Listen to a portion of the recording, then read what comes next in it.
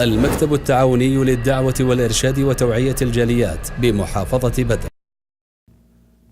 আসসালামু আলাইকুম রহমতুল্লাহি ওবারাকাতু। সুপ্রিয় দর্শক শ্রোতা বন্ধুগণ, আমরা যারা দুনিয়াবী জীবনে ঋণগ্রস্ত, ঋণের পাহাড় মাথার উপর, কোনোভাবে উপায় পাচ্ছি না এটি আদায় করার জন্য, তাদের জন্য অতি ছোট্ট একটি আমল, যে আমলটি রাসূল সাল্লাল্লাহু আলাইহি সাল্লাম তার জামাতা আলী রাদিয়াল্লাহু আনহুকে দিয়েছিলেন। যে হাদিস ইমাম তিরমিজি রাহিমাহুল্লাহ 3563 নম্বর হাদিসে উল্লেখ করেছেন, নাসিরউদ্দিন আলবানী হাদিসটি সহিহ বলেছেন। হাদিসটি হলো, আলী রাদিয়াল্লাহু আনহুর কাছে এক ব্যক্তি আসলো। ওই ব্যক্তি ছিল কৃতদাস, মালিকের সাথে চুক্তিবদ্ধ হয়ে আসছে যে নির্দিষ্ট পরিমাণ অর্থ দিলে সে মুক্তি পাবে, কৃতদাস প্রথা থেকে মুক্ত হতে পারবে।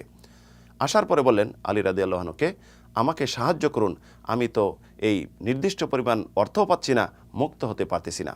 তখন আলী রাদিয়াল্লাহু আনহু বললেন, আমি তোমাকে এমন কয়েকটি বাক্য শিক্ষা দেব, যেই বাক্যটি আমাকে প্রিয় নবী সাল্লাল্লাহু আলাইহি ওয়াসাল্লাম শিক্ষা দিয়েছিলেন, তাহলে তোমার ঋণ থেকে মুক্ত পাবে এবং কৃতদাস প্রথা থেকে মুক্ত হতে পারবে, অর্থের সব যোগান এতে হয়ে যাবে। তখন বললেন, তুমি যদি ঋণগ্রস্ত যেহেতু, তুমি এই দোয়াটি পড়বে। দোয়াটি হলো, আল্লাহুম্মা কফিনি বিহালালিকা আন হারামিক ওয়া আগনিনি বিফাদলিকা আম্মান সাওয়াক।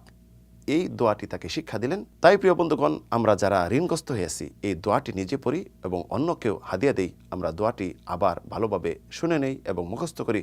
আল্লাহুম্মা কফিনি বিহালালিকা আন হারামিক ওয়া আগনিনি বিফাদলিকা আম্মান সাওয়াক।